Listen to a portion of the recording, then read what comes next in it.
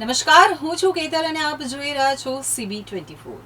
અમદાવાદના રાયપુર દરવાજા વિસ્તારમાં રહેતા અને રૂગનાથ પીઠ પાસે ફ્રૂટની લારી ચલાવતા આરતીબેન નામના મહિલાની લારી AMCના એસ્ટેટ વિભાગ દ્વારા જપ્ત કરવામાં આવી હતી। બેન પોતાની લારી પરત લેવા માટે રજૂઆત કરવા મ્યુનિસિપલ કોર્પોરેશનની ઓફિસ દાણાપીઠ ખાતે પહોંચ્યા હતા ત્યારે મ્યુનિસિપલ કમિશનરને મળવા માટે જીદ કરી હતી।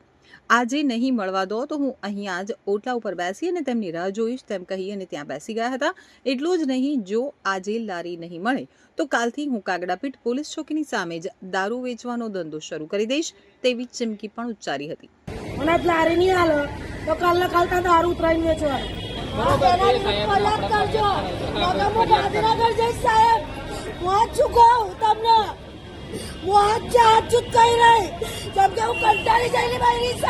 આરતીબેન નામના મહિલા વિધવા છે અને 5 સંતાનોના પાલન પોષણની જવાબદારી તેમના શિરે છે।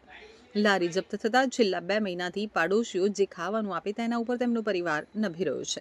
પોતાની રોજીરોટી પાછી મેળવવા આરતીબેન દાણાપીઠ સ્થિત મ્યુનિસિપલ કોર્પોરેશનની મુખ્ય કચેરીએ પહોંચ્યા હતા જ્યારે એસ્ટેટ વિભાગના ડેપ્યુટી મ્યુનિસિપલ કમિશનર રિદ્વેશ રાવલ ત્યાંથી પસાર થઈ રહ્યા હતા ત્યારે મહિલાએ તેમને રજૂઆત કરવા પ્રયાસ કર્યો હતો પરંતુ સિક્યોરિટીએ તેમને મળવા દીધા નહીં અને અધિકારીએ પણ તેમની સામે જોયા વગર સીધા ઓફિસમાં જ જતા રહ્યા। અન્યાયથી કંટાળેલી મહિલા કમિશનરને મળવાની જીદ સાથે ઓફિસના ઓટલા ઉપર જ બેસી ગયા। તંત્રના વલણથી વ્યથિત થઈ અને આરતીબેને ભ્રષ્ટાચાર અને કાયદો વ્યવસ્થા ઉપર આકરા પ્રહારો કર્યા હતા। તેમણે ચીમકી આપી કે જો આજે લારી નહીં મળે તો કાલથી હું કાગડાપીઠ પોલીસ ચોકીની સામે જ દારૂ વેચવાનો ધંધો શરૂ કરી દઈશ। તેમણે આક્ષેપ કર્યો કે જેઓ ગેરકાયદેસર ધંધા કરે છે અને પૈસા આપે છે તેમને હેરાન કરવામાં આવતા નથી, જ્યારે ગરીબ અને પ્રમાણિક લોકોને 3 મહિના સુધી હપ્તાખોરીના કારણે હેરાન કરવામાં આવી રહ્યા છે।